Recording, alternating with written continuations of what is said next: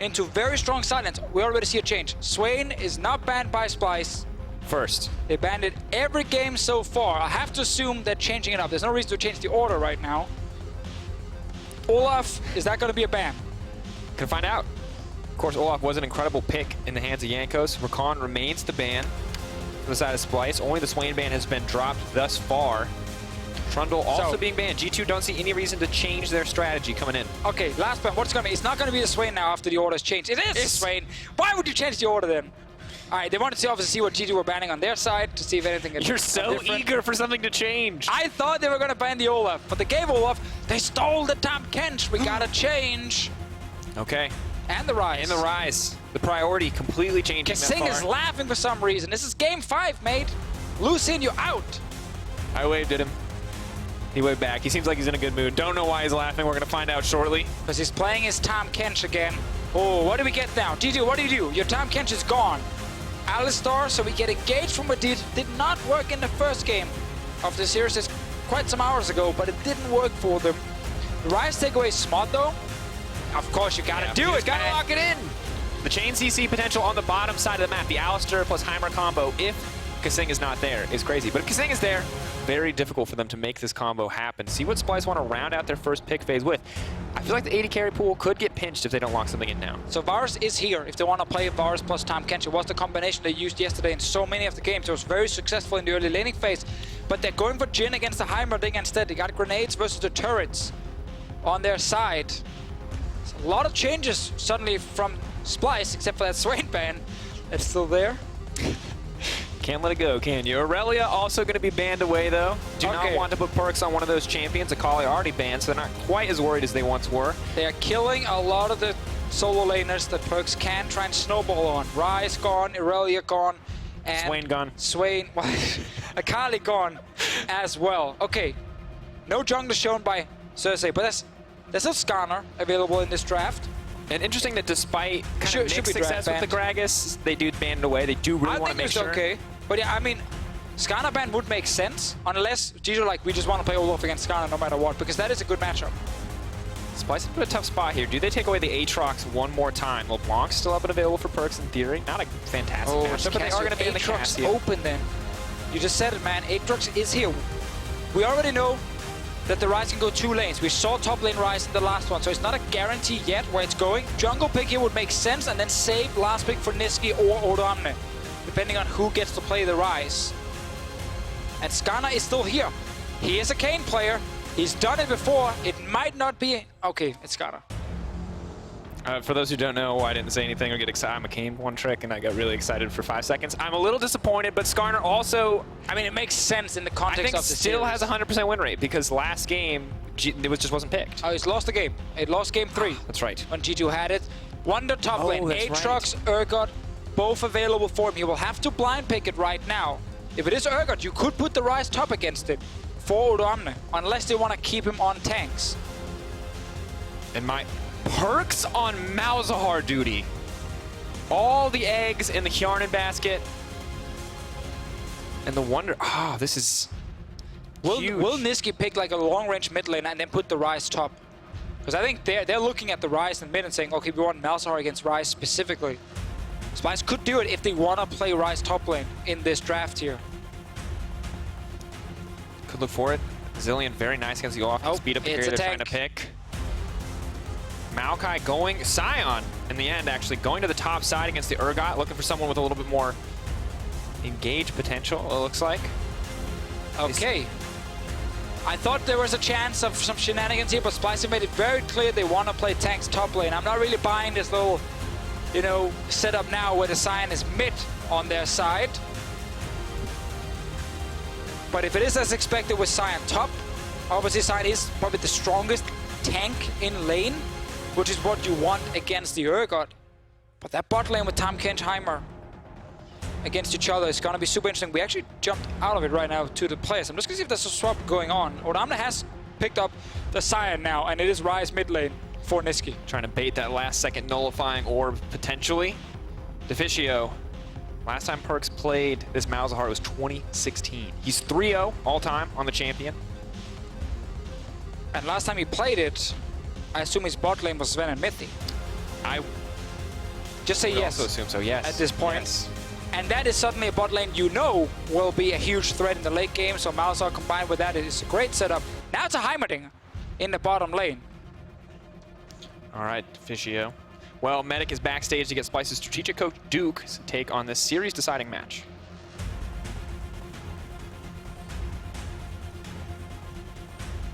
Thank you very much, Jankos. And I am joined by Duke. Now, Duke, game 5 of a series, you went for a more traditional Splyce draft with, you know, tanking the top lane, a bit of scaling on the rest of the map. How do you think you're going to take down G2 in this game? Well, we lost last game because we had a pretty bad draft this time with like not enough early game pressure, and then they want us to death with good cross mat with Tahm Kench. So we wanted to remove the tools that they had to win this game. Go for the Ryze early, go for the Tahm Kench early, and then we can go for a more comfort pick. They don't have the Tahm Kench to protect the Heimerdinger that we were expecting, and then they go for a Malzahar counter pick that we have Tahm Kench into it, so we should be fine. So do you think that you're actually going to be able to delay that early game? Because they still seem to have a lot of strength with the Heimerdinger, with the Urgot as well. Yeah, they have good early game, but we have maybe more tools to contest. And then on side lane, we should be winning in the mid game, and I think team fight too because of the AD carry. Well, good luck. It's your second game 5 in 2 days. We're going to hand it back across to the casters.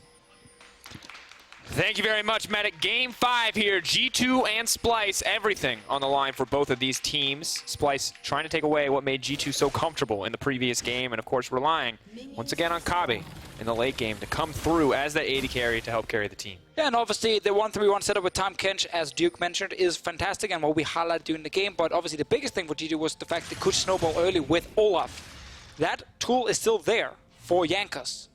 If he's proactive in this early game here, I don't think Xerxe can fully match him, especially not at level 6 if they do find each other in a 1v1. But before that happens, I think that the Jhin bot lane again against Heimer is really smart, because it's going to be way harder for Hjärnan to actually push as much as he did in the last game. Very difficult overall, and of course Alistar going to have a hard time engaging with the Tahm Kench there to deny any access. A little bit more respect will need to be paid to Xerxe this game as well. Skarner has been key for teams to find the lead, but Jankos, of course, on the Olaf, as you already mentioned, equally as important. But I feel like always in this series, we have to keep our eyes on the jungler, because the jungler that's had more early game impact, whether it's Xerxe denying plays or Jankos finding those aggressive moves, has really set up the team for success. And both junglers have been performing right here. It's not been like a one-sided matchup between Xerxe and Jankos. We're really stepping up when it matters. Now I'm looking at Jankos' early game with the Olaf. He most likely will just farm until he gets his boots, gets Predator. But gank-wise, like top lane, there is an opening with the Urgot who can actually then knock back the Sion. Otherwise, mid, you want to wait for level 6 and you don't really want to gank your Heimerdinger lane. So Jankos is not sitting with the same amount of options, at least until we get the Malzahar ulti. Then you can obviously go mid for a pretty free kill. Meanwhile, on the side of Splyce, there's a bit more setup. But of course, in the previous game, Jankos had a lot more options, as you mentioned. So maybe we're not expecting the same level of K plus A at 15. Maybe he will spend the same amount of time around his laners, a 48.3 massive amount of jungle proximity. But Xerxe not nearly as scared as he was in the previous game, but willing to invade the jungle and take away some of these camps. Yeah, smart little play here. He starts top side, red buff, Raptor camp, goes bot lane, gets the Rift Scuttler, and then takes away enemy Raptor while Jankos was doing the Rift Scuttler up there and doesn't get anything back. So Xerxe effectively steals away a camp in the early game and will still get everything else on his side. And he's around bottom side in case an early gank should happen. And we're going to have to see Splyce G2. I mean, both of these guys make it to game 5. And now we want to know what you guys at home think. You can, in your chat, spam G2 or SPY, depending on who you believe in. Who is going to make it to face Schalke tomorrow? Who is going to make it to round 3? That's what we want to know. How many G2 fans are out there? How many Splyce fans are out there? Is it going to be, what is it, fast-paced or slow and steady? That's what we're going to have to find out. Is it Heimerdinger or traditional AD carries? Oh, battle for the ages.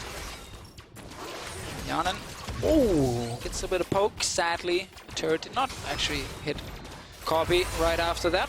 Obviously, the thing about Heimerdinger is when you land that ability, you get that extra damage from the turret on the beam that's otherwise on such a long charge-up time, and that is way more damage in the early game than people expect.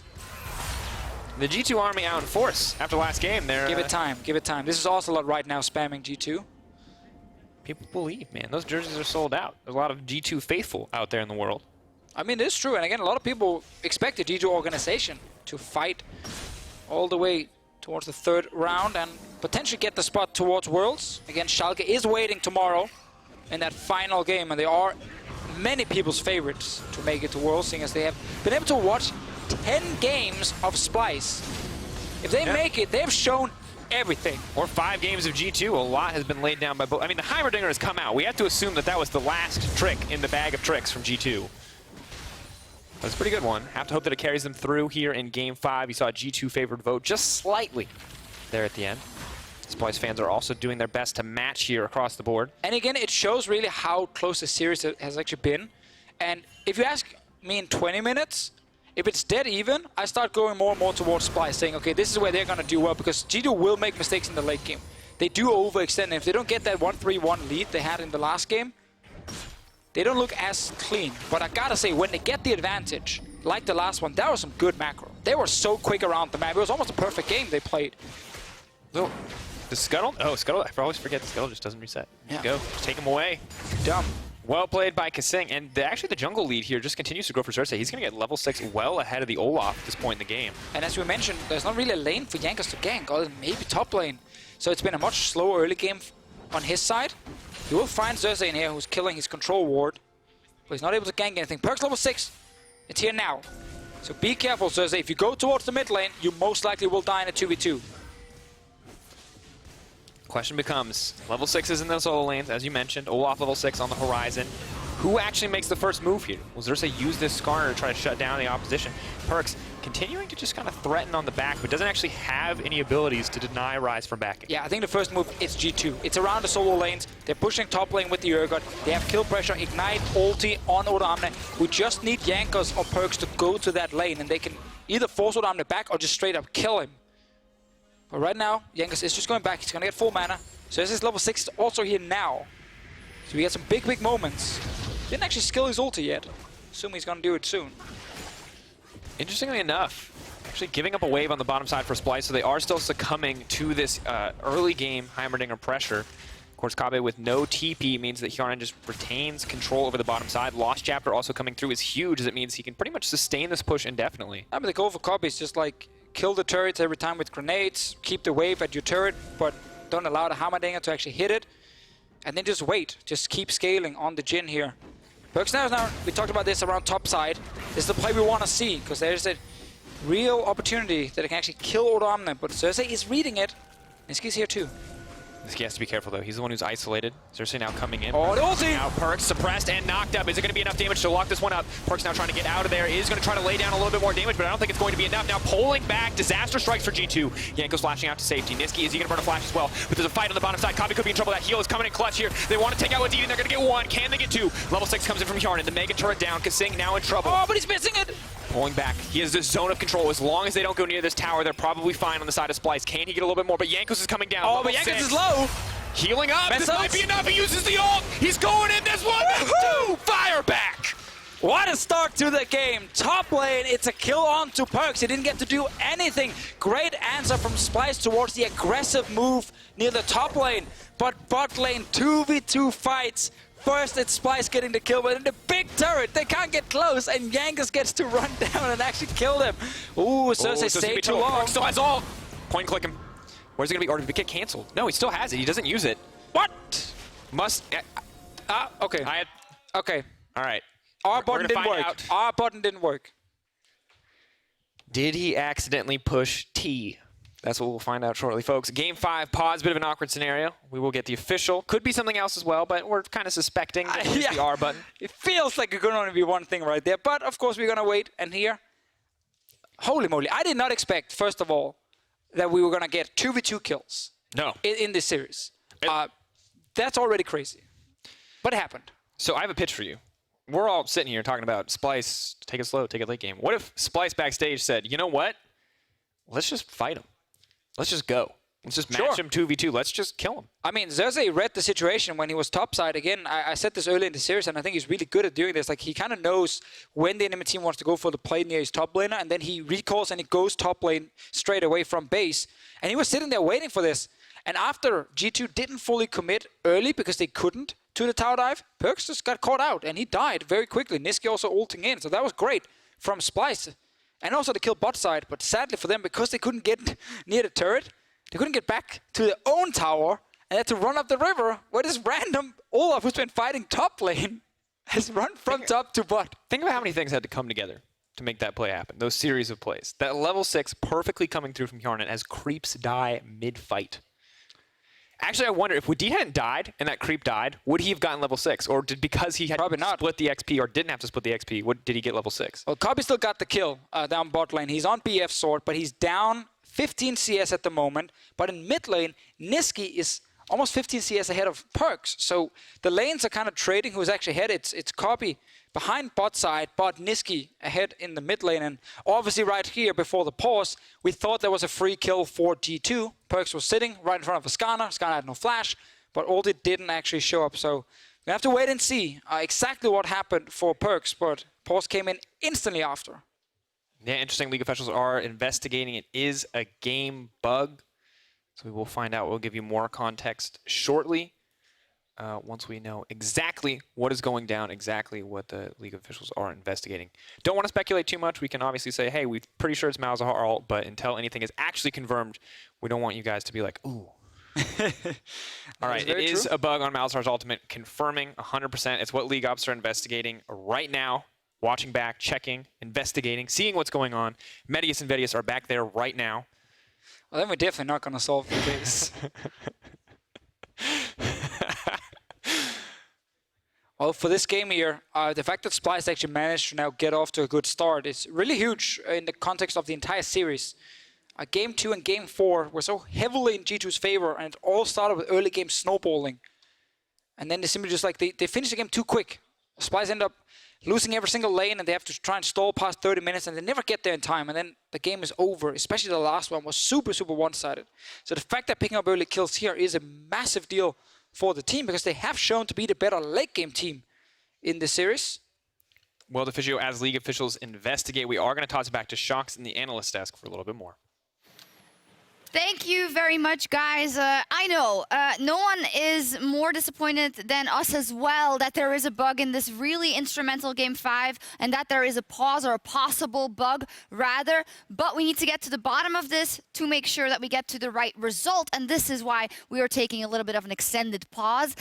Viewer-wise, it was entertaining to watch in the beginning. Both teams going in guns blazing. Yes, looked like the Splyce had their eyes set more towards the top side of the map, whereas we saw from G2, they were just like, we need to get kills bot, we need to get Hjärnan ahead, and fortunately, it seems like the game state is still relatively close, and that situation is very important, because it looked like PerkZ wanted to lock down that ultimate. Yes. A lot of question marks around why he didn't, and if it was due to a bug, then we have to make sure that all of that gets ironed out. I believe we're getting an update really soon, so we're going to find out what the league officials have established. However, the fact that this was very back and forth in the beginning, what is the expectation for the rest of the game then? I think the game I felt was really tense up till this point. I think both sides really wanted, and I think everybody can feel that as well. It was really exploding starting level 6 from Skarner. Nothing was happening, and then suddenly fight top side and bot side at the same time. And everyone is just looking for opportunities. I think we were going to see that more. I think both teams are going to fight here with nothing holding back. And before, I was always afraid that they were like second-guessing themselves. But now I really think, yeah, now they're going forward. I am... How do I say this? I don't want to say scared, but I do want to say that the fact that they did put PerkZ on Malzahar rather than a big playmaker is something that I'm curious as to how well that will work out in this following. We will see. We did get an update. G2 paused the game, reporting issues at Malzahar's ultimate not hitting the target. After reviewing the shadow play, league officials confirmed that there was no issue. We will be resuming the game where we left off. So casters, let's continue this epic Game 5. Alrighty, there we go. Getting back into game shortly here, ladies and gentlemen. Bit of a shame there for PerkZ. Feels like if he had connected that ult, it would have been a guaranteed kill for G2. In fact, just about no doubt, short of a miraculous escape from Xerxe. However, now that we've confirmed the issue, maybe PerkZ was just not quite in range. Maybe it was a little bit of a misclick. But, of course, as we pursue in the game, one missed opportunity is not going to cost G2 too much in the end. And the Malzahar ulti, of course, because it was not used, is still available if they want to make another play on it. We are now heading back to the game. And as a reminder, after that brief pause, it is Game 5. It is G2 versus Splyce. The winner will face Schalke. The loser will go home and sit home until 2019. So, this is what happened just before the pause with all the replays. PerkZ and Jankos actually started to walk away from top, but that's when Xerxe and Odoamne catches them, and Nisqy's kind of cutting off the escape towards the bottom side. So I really like this play from Splyce, but while this is happening, and Jankos does manage to stay alive, bot lane we had instant 2v2 fight. See the early setup. All in from Wadid. Turret comes down, but Hjärnan can't actually get enough damage on them, and Wadid just takes so much damage in return. Fighting the creep wave, though, interesting. I think in the end is the thing that really decides it for Hjärnan. Buys him a bit of time, gets level 6. Now you have to wonder, everything. Could he have empowered the rockets? Could he have empowered the grenades there to snag a kill? But at the end of the day, it doesn't matter because luckily for him, here comes Olaf. And I love this play from Jankos to use the ultimate to stop the slow from the fruit. Just glorious. Yeah, and I think Hjärnan's call was just like, I need to stay alive until Jankos is here. He's on his way down. Oh, this one slows them down. Wadid, no flash, cannot get in range. More fighting though, like instantly we're back. And we get more trading. All right, now checking in. Pressure goes down. Xerxe passing off the blue buff to Nisqy. Jankos will just keep the pressure up as he tries to find a way into the jungle. Of course, PerkZ, as long as he has that ultimate up, is just constantly threatening pressure in the mid lane. You can see the Null Magic Mantle coming out on the side of Nisqy. Now, that could be the Merc Treads, but it could also be the Malzahar Tax, that QSS that you pretty much have to buy. Both teams actually in an interesting position because you have two champions with suppression. How much money will be spent on QSSs this game? That is one of many questions yet to be answered. That is very true. Nisqy is hovering around bottom side with ulti available in just a few seconds. Kind of looking at, okay, if you are Splyce, snowballing bot lane is going to be easier for you to do. But if you are G2, top side is going to be easier. So you can effectively swap the map. Poor Odoamne might be left on his own, and PerkZ and Jankos can just go top again and try and force him off this turret or kill him. Ignite is available. Jankos has the Predator. There is no vision. They can go for the dive, but members are looking to rotate. Nisqy has the ultimate. Xerxe can come to contest. And this is the second time now where the move top is being made by G2, and Splyce, instead of going bot, they react by going top as well. Flash trying to get me a game. Get the setup immediately. The Malzahar comes out, deleted, but not quite. Denied, dies inside the belly, and Kasing is going to have to give up his life as well. Chasing him down. G2 with a double kill. Hjärnan looking for the solo kill. Give him the wrench! Give him the wrench! No! Rocket's going to take it in the end. 5-2. Wunder now trying to get a kill on top side as well. Splyce desperate to stop the bleeding right there. Oh my god, G2 just picked up 3 kills, and this is what happens when you're trying to react to the aggressive play from the other team by going up to defend after you've already lost control of the map. If you look at the minimap right now, it's all blue wards top side. Splyce have almost no vision. So when they go top after G2 already moved, they don't know where they are. They could be in the jungle, they could be in the river, and then you end up face checking. We're not done yet, more fighting. So they're now trying to get something else done. They have the ultimate available for Urgot. This could be disaster. It is going to get fired in. The slow increases, health gets lower. Tahm Kench is here. Kasing says no. Splyce ready now to slow down the game. 5-2 the kill score. It is scary to look at, but the goal difference only 1,000. But look at this here. Because they're trying to go top to defend, they don't know what's happening in the river. They face check Malzahar, Alistar, and Olaf. There's no way you can win this as Splyce. And this is why most teams, when they see the enemy team go top, they go bot instead. They trade the map. But not this time here. They actually wanted to try and do something. Grenade comes in, slows Kobbe. It's the ulti one, and he cannot win this 1v1. Jhin, sadly for himself, sits without mana. And Hjärnan, Spreads it too. There's just no way you can dodge. Airy proc is there too. dude, this guy in Heimerdinger, in this series, 4 Worlds, he ignores the AD carry speed he's been playing for weeks and weeks and weeks, and he says, you know what, Mage meta, it's still here. Gotta love the commitment. For Splyce, though, not too far behind. Getting this Rip Trail could put them back in control, but G2 are ready for a fight, ready to get kicked off. PerkZ's ult is not available. That is going to be crucial. Kobbe's is. They could get the fight started with the curtain call. They may just have to use it here. TP now comes out. Silences across the board as PerkZ starts to get fired off. Kasing now in trouble, though. He's getting chased down. The exhaust has already been burned. Jankos hunting for that prey, but they're just going to back off. Suppression comes down on the bottom side. Odoamne's been deleted. The PerkZ ult comes up just in time, and they've got their eyes on the Herald. Can they get it? Can Kobbe steal it away? Do manage to get it, but that's not the biggest issue because G2 are now looking to clear up the fight. G2 are looking to get a couple more kills under their belt. Wadid keeps it going. The QSS, the cleanse, not enough from Ryze in the end. Kobbe running.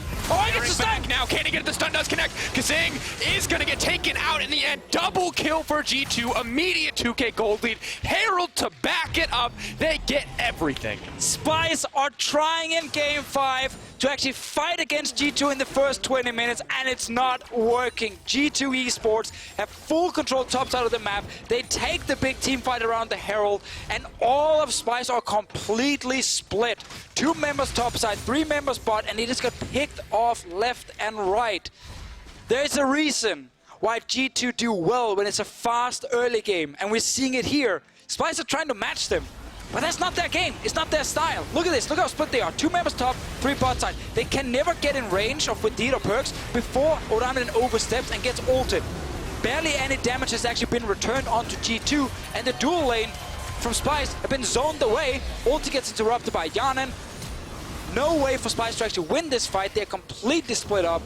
And man, they regret taking these early trades. And Deficio. G2 are getting everything that they want here in this early game. They're getting that fast early game. Splyce are trying desperately to go toe-to-toe with them, and it may have put them down and out. Odoamne now forced to use that ult to disengage. Splyce are not out yet, but a 2K gold lead 15 minutes in is a nice thing for G2 to have. Oh yeah. Herald yet to be utilized as well, so G2 are set up to extend it to 3K if they can use it at an appropriate time. Well, actually, they might not even need the Herald. They're just going to break that tower. And we have to remember, Hjärnan versus Kobbe right now is heavily Hjärnan favored. It's the mage on 1 item. Luden's is here. Like, his damage we've seen whenever he gets onto any squishy target is pretty insane. Meanwhile, now Splyce are trying on top side to do something. They have 2 members on the way. It's 4 versus 2 right now. No TP from G2 to match. Jankos staying, trying to clear the wave. Kasing tanking as much as he can. Xerxe says, not the right call. We're going to back off. And they retreat. Powered recall for Jankos makes it easy for him to get out of there. And G2 for now control the mid lane. Just going to use the pressure though to look for a little bit more vision as Nisqy checks the brush. Now it is important to mention, Kasing is on the Tahm Kench this time. It's not Wadid sitting in mid lane with the Heimerdinger saying, okay, if you want to do something in top lane, we go up with Tahm Kench ulti. No, it is a bit slower. You have to walk all the way as the Alistar, so it's a little bit easier for Splyce in that case. But 2 fights heavily in G2's favor, and the 1v1 kill bot lane for Hjärnan. What a turnaround for this player after losing that game at the red buff. Game 3 went in favor of Splyce because of the Jhin move.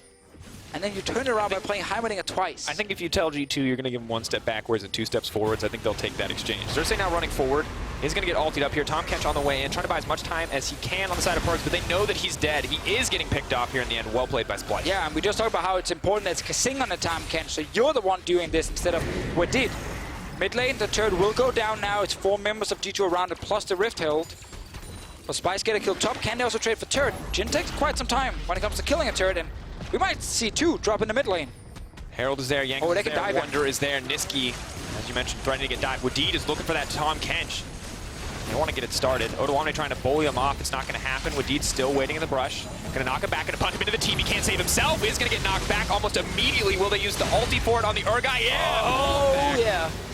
And it's just so clean on the side of G2. Splyce do manage to get the top lane tower, but the gold lead just remains 3,500 for G2. 2 turrets in the mid lane just dropped with that Rift Herald. Splyce invested 3 players top lane to get that kill onto PerkZ. Had no one left to defend mid. Super action-packed. First 17 minutes here. Tons of kills, mainly in favor of G2. QSS is ready for Nisqy now, so he's not going to be the obvious target for PerkZ. But he's the only one who can get out of it. The other 4 members, they're going to die. He's also in the awkward spot that the disdain from Urgot, the knockback, the throw behind him, as well as the Alistar combo can't be interrupted. We actually saw him in the previous fight have the QSS and use it. It just didn't do anything. And here, G2, I mean, you saw this exact same thing in the river, right? Where you just cannot take the greedy path. And it looks very good when Urgot gets the kill with his ulti. The most tilting thing is when you're the guy who gets Urgot ultied and you get the chains across your screen. I kind of want them to do it for more ultimates in the game, but I also don't because it tilts me more than anything on the face of the planet. So it works. 4-0 for Wunder. Remember that game he played Sion? No, I don't remember it either. No one's going to remember it after this series, but they will remember this Urgot game. And I think Splyce, like, I respect the fact they're trying to match the early game, but the problem was they tried to play towards their weak side, which was the Sion top lane, and they tried to match G2 when G2 had already moved up there and G2 had all the vision control. So it kept putting Splyce in really tough situations to fight near this top lane, and really backfired for them. Looks just checking now, ulti. Flashing, gonna get that ulti down, immediately gonna focus on the jungler. Do not want to give Skarner a chance to use that ultimate. They're Turn just around. back right off. They can try to turn this Odoamne coming from the side. That's a beautiful engage. They've got their eyes set on one. Silence goes down on the Odoamne. It's gonna make sure that no one else from G2 is gonna drop yet. But here comes Ryze. Here comes the rest of Splyce. They're desperate to get something. Can they take down Nisqy? He's alive for now. Ticking down Malefic Visions. It's not enough. Splyce turning it right there. Great fight from Splyce here. This time they react again to G2 and they get a bunch of kills. PerkZ flashed in right there to start the whole thing. Meanwhile, bot lane, Turret will take some damage, but there's a TP from Odoamne to stop it. Very important here that Splyce managed to get some gold back in this game. Further we go, Splyce now holding on, not giving up anything else. 3K, a deficit they can come back from, not willing to give up anything else. We've now seen 2 ultis from Kasing top lane that ended up being really good for his team. First one gave a kill plus a turret, second one turns around the fight, sets up a bunch of kills for Splyce. Look at this, it's flashing from PerkZ, starts the whole thing. They think that it's an easy kill, but now with the flash back, plus Kasing shows up with his AD carry, and Odoamne smacks in from the side. Perfect flank. You get a bunch of kills with the Sion ult, or sorry, with the Ryze ult as well, but Wunder got some damage top or bot lane, and Splyce, they're trying to just hold on right now. 2 items on Kobbe, he will get stronger and stronger and stronger. Playing Heimerdinger on team fights is not easy. You rely so much on that one empowered ability with your ulti, and your turrets effectively will do nothing in the big late game team fights. And the strength of rapid fire cannon on an AD carry is just incredible. One of the strongest items in the game, no doubt, and extending your range. You landing that first auto uncontested and taking half of someone's health in the late game can instantly decide a team fight if you're not careful. We're also still sitting in a situation where there's no QSS on G2, so Xerxe can always suppress the target. It's not the same obviously with the Ryze on the other side. There's no flash. They are around mid lane. This game has been non-stop action. Why not just continue it? Top lane as well. Heimerdinger's pushing. Here we go. Tower dive. Locked up, forcing the ultimate out. Eyes set on PerkZ. Is going to use the ultimate as much as he can. You just can't get in range to do it. Xerxe getting turned on, but Kasing saving the day. Taking him out. Odoamne now on the retreat. Wunder wants to go in. Not going to connect on the slow, though. That's crucial. Hjärnan and Wadid will get the tower on the top side, though. Xerxe thought he had everything under control. He knew, I'm not going for the Olaf who's ulting right now. But he didn't actually think about PerkZ ulting him under that turret, buying time for Wunder to show up as well, and they didn't get a kill. In the end, it's them trying to get away from the fight. Meanwhile, top lane turret did go down, as you highlighted, with the Heimerdinger. Engage-wise, if you are Splyce, like your way to start the fight is really just Xerxe flashing in. Otherwise, what you have is like more of a like split push setup with the Ryze plus Tahm Kench holding mid. And that's pretty rough when I think about it against Malzahar plus Heimerdinger. You have to reach them in a late game teamfight, and you don't have a lot of tools. You do not. You're really hoping on that Sion to find a way into the backline. Or the Ryze ulti. But if you think about how these teamfights could play out, if Splyce are the ones trying to force the engage, it's so easy for Wadid and Wunder to kind of disrupt a lot of what is going on there. Urgot, an incredible threat into the tankier frontliners. It's going to be tough for Skarner to pass through. Wunder now, feeling a little aggressive, is going to move towards the bottom side. Now Skarner can move down, but Olaf is on the way as hold on, well. there's no way to go. He's trying to find a way out with the ulti. He knows it's coming up shortly. Wunder holding on to this thing, wants to make sure he flips him the right way, pulls him back. They're going to set maybe Sion. The ultimate coming down on the bottom side from PerkZ. It is going to interrupt Xerxe for now, but he's not worried about using his ultimate quite yet. And Kobbe cleans up the kill. Wunder now running for his life. They do manage to get one back on the top side as Ryze has been taken down, but that's the double kill. Wunder now setting them up for the triple. Kobbe is hungry for blood. The rapid fire cannon. One auto, one empowered. Not going to be quite enough. Wunder with no he gets mana. it. Has a flash. Snare, not going to connect. Wunder gets out right here. Meanwhile, top lane, as you highlighted, Nisqy died in that 2v1, so that's G2 pushing for another turret. But man, I thought Odoamne was done, bot lane. But once again, Kasing with ulti shows up, and the rest of Splyce, they get a bunch of kills in return. They trade for this turret down here. We continue the trend of just fighting everywhere. 2 lanes at once. We can never just fight in one lane in this game. It has to be both bot and top lane. And Deficio so much about these series. It's been at the bottom side of the map right now. Kobbe versus Hjärnan. They're not fighting each other, but they are fighting the opposite team. Putting themselves in a bit of a difficult position here. Gold lead slowly starting to shrink on the side of G2. They've got map pressure advantage with all the towers they've taken down, but they're trading evenly with Splyce. Let's see it again. Looks like Odoamne's getting caught up, because if you look at the minimap, Jankos is coming, PerkZ is coming. It's like, okay, Odoamne, where are you going to go? Like, you can try and ult back, but then Wunder will just stand in front of you. But because, again, the Tahm Kench ult comes down, and Nisqy actually tried to TP in behind him, but he got stunned by Hjärnan top lane, or by the Alistar, and that's why he ends up looking kind of foolish, dying in a 1v2. But that's because he was TPing, and he did not expect the G2 bottom lane to show up. Yeah, so now your TP is on cooldown, and you're dead. G2 finding themselves in a bit of a difficult position where the Malzahar Urgot are not quite enough damage to cut through a tank. They really want Hjärnan there as well. Good news is he does have Magic Pen coming through as the Void Staff is completed. But that's where last game, what we did see was they moved around the map with the Heimerdinger and they just put their empowered turret in front of any structure Splyce had on the map. And they just kept like poking down, and eventually they took every outer turret. Splyce couldn't really respond. This game, it's a lot closer in gold. And this game, I feel like on Splyce's side, they're not as scared of the rotations, because again, there's no Tahm Kench, there's no Ryze ulti either. It's a lot slower. G2 have to walk from lane to lane to do it. So there's more ways to defend if you are Splyce. There absolutely is. Of course, G2 are, or could rather, look to threaten the Baron. They have the Malzahar and the Heimerdinger, two champions who are quite excellent at taking it. But Kobbe getting closer and closer to that 3-item point for the Jhin. Yep, and that's a big one for him. I am so happy this last game is, you know, back and forth trading non-stop. Both teams really looking to be aggressive.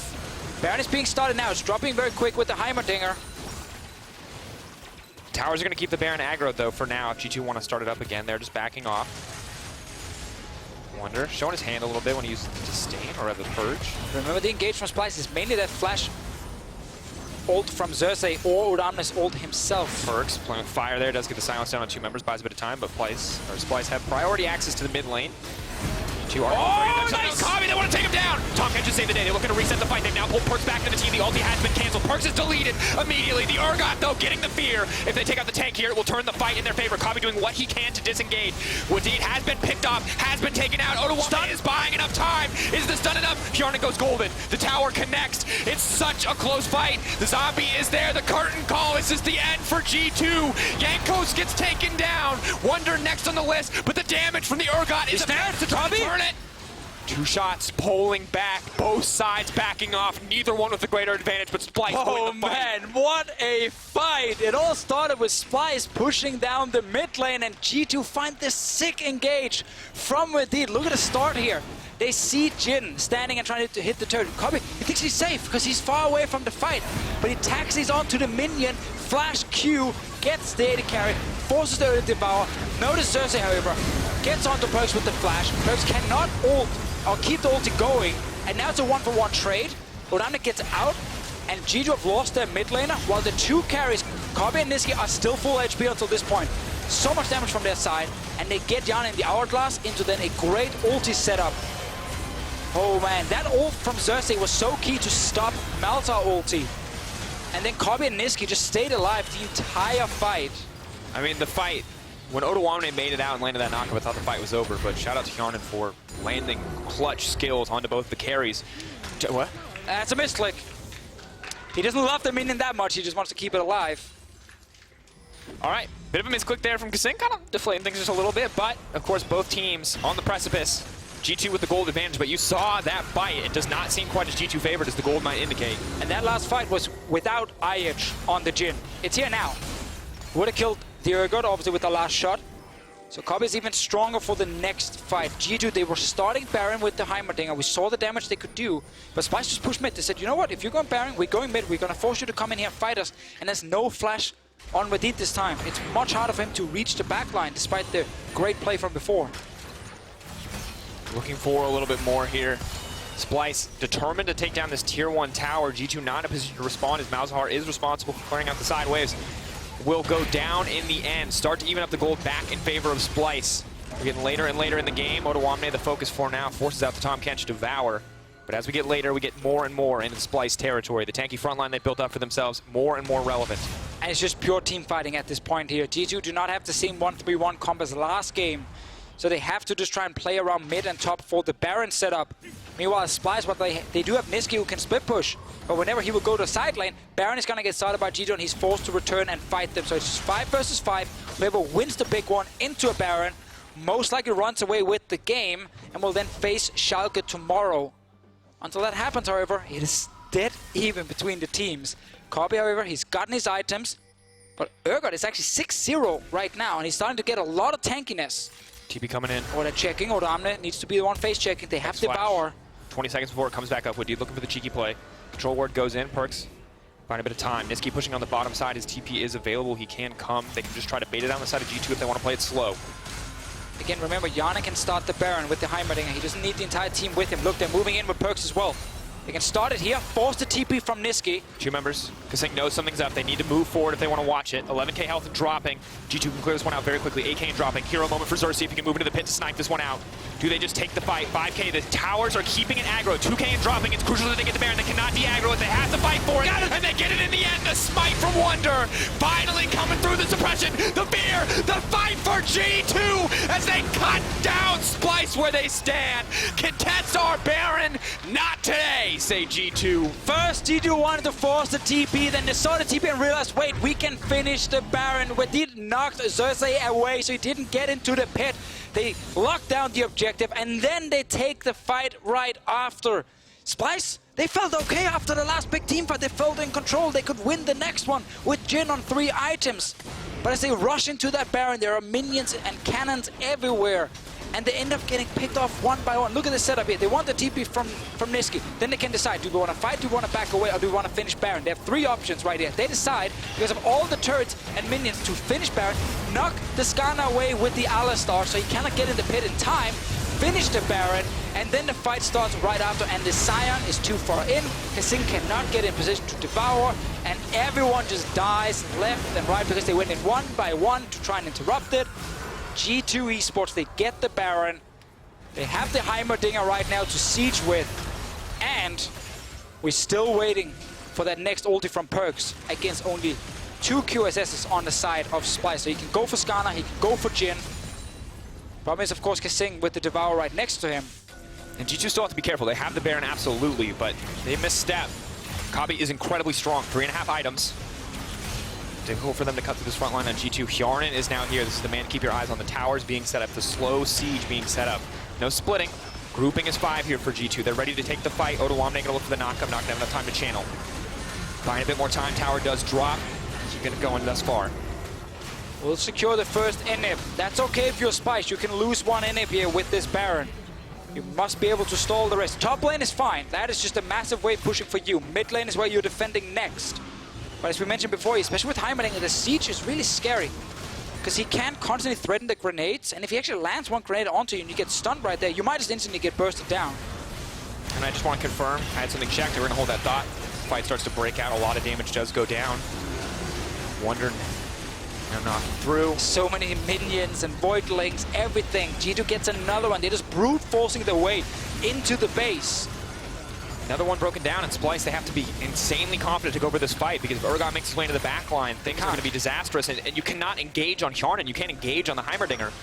Exactly, that's again the thing, they don't have easy engage, it's just really the flash hold from Xerxe, and that could happen obviously onto Hjärnan if they're looking for something, but they ideally want the fight away from the base, where there's more ways to get in with Sion as well. Huge Baron play from G2 into now, 2 inhibs gone. Great spot for him to be in. Heimerdinger is still strong in the following fights. Kobbe has really been slowed down after he got 3 items. He then lost the following fight, and now he's not getting ahead of Hjärnan. And it's actually really interesting how after the first 3 games, we were all saying this is the PerkZ show on G2. He's the only one who's trying to carry. Now, that's not the case anymore. The Heimerdinger has been so huge for Hjärnan to be a strong, strong carry on this side. And Wunder back, of course, getting his Urgot, not a Sion top lane. And I want to make one thing clear for anyone watching. When that Baron went down to 400 health, the smite that won the day was the Spellbook Urgot. He took smite, and he himself secured the Baron for his team. That hit... A unique play for sure, but a definitively confident one from G2 and from Wunder to secure that one. Now Splyce is still trying to stall here. They will need a fight because G2 will try and siege for another one. And we know with the Heimerdinger and super minions coming in from bottom side, they're going to get that 3rd inhib. You have to try and fight them before that. You have Ryze ulti to get into the backline. You have flash engage from Xerxe onto things like a Heimerdinger without QSS. Realm Warp coming through. Oh, it's on the Urgot instead. Going through, they are going to channel the ulti, but immediately the Odoamne is just going to get cut through. They're trying to buy a little bit more time, but Wadid is cutting through the back line. Odoamne will go zombie form. I don't think it's going to be enough, though. PerkZ still untouched in the fight. Wadid will get taken down. Rather, Wunder will get taken down in the exchange. Kobbe on 4 items. Maybe he can fire back. Wadid tries to get it, but he fumbles the engage. Messes up in the end on the headbutt pulverize, and may just go down here. No, Nisqy cannot connect. G2 will grab another inhibitor, but the fight going back and forth. Yeah, look at this super minions right now, getting down 1 Nexus turret. Nisqy so low. Nisqy on the retreat. Hjärnan and PerkZ barreling down. It's PvE right now. Their eyes focused on the prize. They're going to take down Xerxe in the end.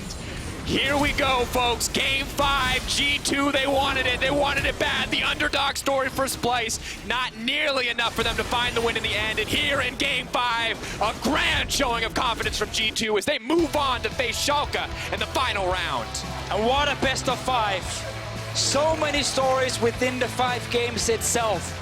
We end the last game with a 7-0-9 Heimerdinger in the bottom lane.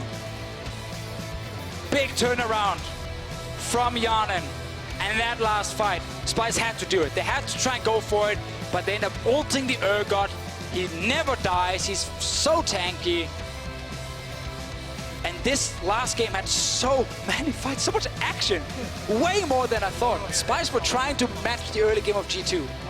And I want you to look back if you're watching this. Look back after Game 2, after Game 3. Ask yourself what you thought of G2 then versus what you think of them now. After every member of this G2 lineup showing up and performing in the final game.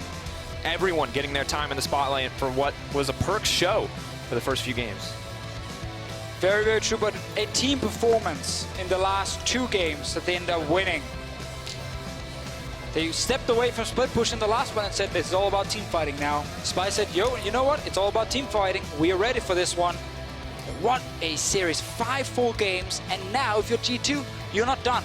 Tomorrow, you'll play against Schalke, same time, and you have so little time to prepare for that. I tell you one thing you can't prepare as a Heimerdinger fan. 33,000 damage in that game. The next closest was Kobbe at 24,000. Stunning how much work that Heimerdinger did. And let's remember, this was a team that lost 6 games in a row coming into the series. Got 3-0 by Misfits, who lost to Splyce in the first round. And then they managed to go all the way to 5 and win the last game. But also credit to Splyce, man. Like winning yesterday, going straight in today, playing another 5 games. Like it is super tough. I think they showed a lot here in the gauntlet run, but sadly for the team and the organization, they cannot advance to the 3rd round. No, difficult road for them, most certainly, and it felt like they improved game to game, but they're in the clutch. G2 showed up as individuals so often, and then in the final 2 games, they really showed up as a team. I think a big surprise for us after watching the first 3 games at least. Of course, if you guys want to participate, if you guys want to get involved, you can vote for your player of the series on Twitter. At LL Esports is the place. PerkZ, Hjärnan, Jankos are your options. It's like there's not enough room on the poll to put all 5 players on there, or we would, people. I'm telling you, we would. It's actually a very tough call. After a couple of games, you go PerkZ, right? But after the last 2 games, I mean, you don't have to now actually lock in PerkZ as your player of the series because of the Heimerdinger doing so much for these guys. Absolutely. Well, for more on that win, Medic is standing by with G2's mid laner, PerkZ. Thank you very much, Drakos. I am joined by PerkZ. Congratulations on the win, of course. Thank you. Just one best of 5 between you and a spot at Worlds once again. I want to focus a little bit on the sort of dynamics of this series here. Game 1, you lost to Splyce. Coming out of that game, how did you change your mentality to get into Game 2 and start winning? Okay, so I think the both games we lost because we had both weaker early game and weaker late game. So you'd end up like we cannot win early game and we get outscaled as well. So I really think like we majorly lost because of drought. Sure, if you're a really good team, like if you're Koreans or something or LPL, we can probably win with those droughts as well. But the droughts are really hard on us and made it harder for us to play. So after we adapted and picked a stronger early game jungler, the games seemed to go like really smoothly. Even the last game was like a stomp. Besides me inting, like I was running it down the whole game. I just couldn't stop. You know, that's one of those games where you just play and you're like, keep playing and you keep running it down and you're like, oh, guys, just carry me, please. And that's how you won. I think you put G2 on your back enough times for them to have to carry you once. It's sort of an acceptable balance. I want to come back to that point about draft, though, because if you win against Schalke tomorrow, you're going to be going to the world stage. You're going to be facing those big Korean, Chinese, North American teams. How, as a team, are you going to adapt coming into that stage when you've already made mistakes in draft here? Well, I think that our practice has been going really well recently, and today I expected us actually to 3-0 them. That's really Didn't really work out. That's really cocky, but we almost lost. But I'm very confident that if we go to Worlds, that in the Korean bootcamp, even though we play planes, it kind of sucks, but it's also like a good thing. Like Fnatic, you know, last year, you know, you get to warm up in planes and you get to like play against these teams on stage and you get to like practice your mental stage and like mental state on stage. So I'm kind of excited. Like this is my first time in the Golden, right? So it's just so exciting and I love it. You know, I love to play on stage. So I want to win tomorrow. A lot of adrenaline going through. Let's talk about tomorrow though, because you're playing up against Schalke, who looked good against Fnatic last week in Madrid. Is there a change to your game plan coming in tomorrow, or can you do basically the same things? Well, Schalke played really well in the final, I think. The problem is that Fnatic was too good. So I don't think they're like easy opponent, but I think we'll win against them. I don't think they have an edge on us in positions, and I think that our team play, especially with snowballing, is like better than theirs. So I just have to like not int in game 5. Hopefully we can win in 3 games. Yeah, I predict 3-0 tomorrow. Oh, you predicted one today as well, though, so we can say it's going to go all the way to 5 games. Okay, I don't predict 3-0. I take it back. Okay. My final question is, you're the last member of G2 that's been standing through these iterations where you won 4 splits in a row, lost to Fnatic last split. How does it feel knowing that a lot of the weight of expectation and a lot of the expectation for G2 is now on your shoulders? If you don't make it to Worlds, people will count this as a disappointing split for G2. Honestly, this year's been like really tough for me because I've like had to like mature and change so much and like take more responsibility in every scenario. So it's just a lot for me, and I'm happy that I'm like we are still in the run and that we are still like able to make Worlds because it's been like tough times for us before. So I don't like really put pressure on myself. Like pressure comes from within and not like from what people expect of you or what you like. I've already like I accepted both cases. Like I give my 200% every day to make it to Worlds and like to play there because I just really enjoy playing against the best in the world. It's like it's not even like winning Worlds or something because that's like kind of like out of horizon for us this year at least. So it's more like I just enjoy the highest level of like what I'm good at, playing against the other best in the other regions, and that's like what brings me joy. So I want to go to Worlds. Right, it's a good thing you're in EU then if you want to play against the best in the world. Congratulations on the win today, PerkZ. We'll see you again tomorrow. Good luck in the series against Schalke. Guys, back over to you.